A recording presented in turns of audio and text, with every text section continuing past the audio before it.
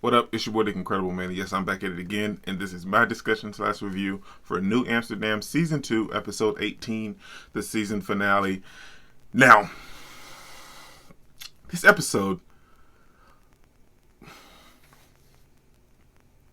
it was a little iffy for me because I know it kind of got thrown out of order a little bit because at the beginning of this episode we talked to Ryan Eggold and Daniel Day Kim about the episode they originally had planned, which was an episode titled Pandemic, but with the whole world going on and having an actual live pandemic, they decided to not air that episode and profit off of such, something that's similar to what we're going through in real life. And I understand that because I know a lot of shows decided to air their episodes about a pandemic episode regardless because they already had it on the books and everything. But I agree wholeheartedly with New Amsterdam's decision not to air their episode of that because it's such a real issue, and they decided to put it on the back burner and they'll just show that episode later. And then we get introduced to Daniel Day Kim's character in a brief little, I think maybe like 10 minutes of them show, or more, probably more like 6-7 minutes of them showing his character getting introduced into New Amsterdam. And that was fun and it was nice, and it kind of gave us a little inkling into his character when we see him in this episode. But the thing was, it kind of felt off because with this episode because I'm assuming his character got originally introduced in the pandemic episode that didn't air, so they aired the one that was right after that. I'm okay with it, and I'm totally fine because I enjoyed the episode overall. It just felt a little weird with Daniel Day Kim's character, Dr. Shin, appearing and popping up and seeing him not really having any kind of context except for that brief little part where we saw him at the beginning of this episode. But overall it was okay. I really enjoyed it, and I think it's a wonderful end to everything that happened in season 2. We didn't really dive back into any of the Iggy stuff or the Dr. Kapoor stuff. They just had regular cases, and we didn't really touch on any of the Bloom stuff either. All three of them had regular cases this episode, and we had Bloom kind of dealing with Casey and her mother meeting out in the hallway in secret, and it turns out they wanted to throw her a surprise birthday party, but it wasn't even Bloom's birthday. Her mother doesn't even know her own birthday. She doesn't know her sister's birthday.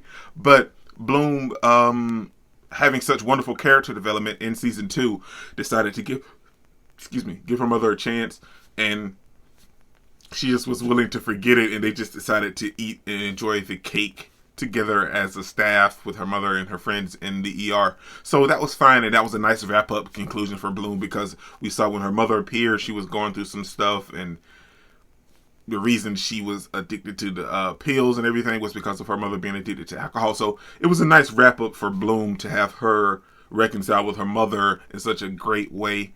The Kapoor side, we didn't really see his whole thing wrap up with Ella or them about the baby, so that they didn't show that. But we got to see Kapoor in a different situation that he was not used to, and that was one of his patients' wives hitting on him and cupping his buttocks and making passes at him. And it turns out that she had a tumor pressing up against a particular part of her brain, and that's what was giving her the extra libido and getting her kind of hyped up into Kapoor. And that resolved nicely with her having surgery and everything. But it was funny, the whole episode having that go about when nobody believed that she could be hitting on Dr. Kapoor. Dr. Kapoor was like, well, why don't any of you believe me when you sure it's not in your head? He's like, it's happening, okay? And I thought it was maybe in his head a little bit too at first. But then when it happened at the last time, he kind of checked out her eyes and it was like, well, oh, what is that in your eyes? So I was questioning at first too, but it was nice to see that it wrapped up that way. Iggy. Now, Iggy's story kind of came back into play with his life a little bit, and I love how a lot of time with Iggy's patients, sometimes they tend to veer off into him talking about his parents. We never seen his parents. We only hear about his parents here and there, or them going to visit his parents. We never really get an inkling about his parents, and we see that Tuesday, anyway, his patient with having a gun and everything, kind of inkling into him with him having a gun with his father and everything, and him deciding not to have guns. So it was nice to see that aspect as well. And overall, I think Iggy made the right choice with the patient. I mean, granted, he was a little angry at her, but I'm pretty sure anybody that goes through a divorce will say that they're angry at their spouse at the moment. They don't want them dead, but they're super angry at them while they're going through their whole divorce. But I think the biggest mistake is that he has a gun and she has a gun, and I feel like the wife is definitely going to instigate something and probably end up with one of them getting killed. I don't know. That's just me speculating, but I just feel like that's how it's going to go. Because granted, he didn't want to kill her. He just wanted to take back some power. And I can definitely see Iggy making the choice he made because of the dude getting the gun back. Because he wasn't violent. But I understand where the wife was coming from a little bit too. But you guys are going through a divorce. So I feel like the situation right now is just a little heated. So everybody should take a step back and calm down. But that's just my opinion. So then we get Sharp.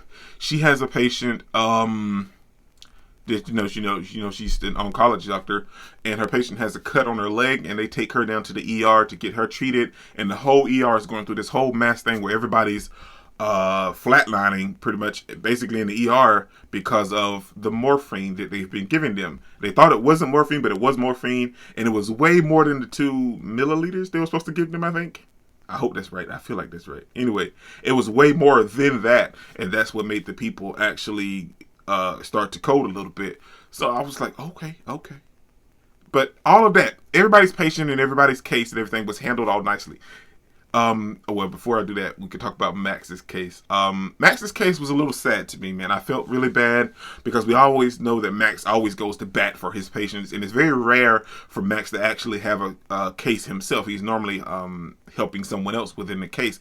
But when he has cases on his own, we always know that he goes above and beyond to help his patients for sure. And he helped his little boy out that he bumped into in the park, and it seemed like nothing was going their way. And they finally were able to get them into a trial, but the kid couldn't perform the aptitude stamina test or whatever to qualify for the program. And it was so sad. It was so heartbreaking to see them actually try to get the kid to do it. He turned over. He pushed himself up.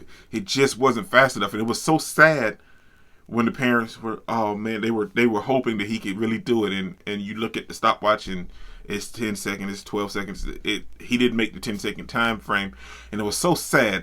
But then Max, he still didn't give up, but he found another way.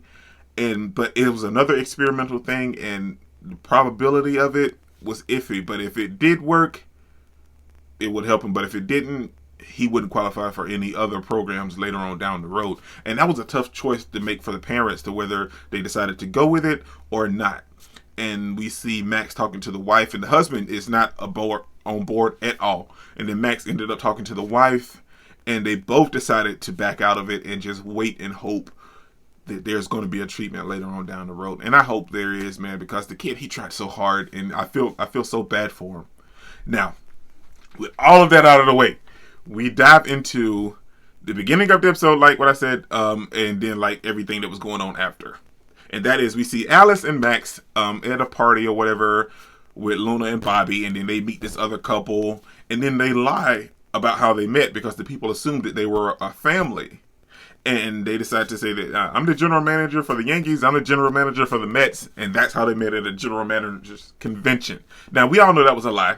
And you guys know how I felt about Max and Alice. And then plenty of you guys have said the same thing, that it was nice to have them together for that moment so Max can work out how he's feeling about Sharp. And that's where this episode comes in. We see Max having to do some paperwork to file out something. I can't remember exactly what it was, but he needed Sharp's help. So they decided to work on that later after their shift. But, and this is where it kind of got a little weird for me, because we knew that, we see Dr. Shin, and this whole thing with Dr. Shin, we kind of understand his character a little bit, but it felt off because at that moment we see that him and Sharp kind of have a moment. And like at the very beginning of the episode, we see in the pandemic episode that they are going to have a moment with each other. And in this episode, we see them in the ER and they're like, hey. And they have like a They have a thing. And then at the end of the episode, we see Max breaking it off completely with Alice. Well, they both kind of decided, but Max was the one that kind of just stepped forward. He was like, I can't really pretend anymore, and I don't want to get Luna and Bobby Ratliff into this whole situation where they're thinking that we're a family and we're really not. So let's just call it quits right here and end it.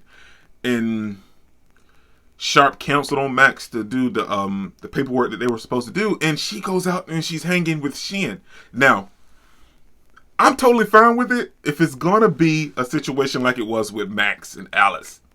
If she's doing this to try to get over her feelings with Max and then realizes that she's actually really still deep in love with Max, I'm okay with it. But if they brought Dr. Shin on to give Sharp someone to not be with Max, I'm gonna be upset, because don't get me wrong, I love me some Daniel Day Kim, but I need Max and Sharp together, like pronto. Don't get me wrong, I love them working separately and kind of figuring things out. And now we know how Max feels about Sharp, but now there's no obstacles in the way, and there's no way that this path didn't open up for him to be with Sharp. And now there's a roadblock, which is Dr. Shin. He's a good character, and I don't think he intended it to go this way, but they just have a nice rapport, and they seem to be getting along very, very well. But we'll find out what happens in season 3, and I can't wait, man. I love this show so much, man. And thank you guys for commenting, liking, and everything. And I can't wait to talk about season 3 with you guys. This is your boy, Incredible, man. Don't forget to smash that like button if you can't smash it anymore. Comment down below, and I'll be sure to respond to each and every one of them and subscribe. But only if you really want to, man. Peace out.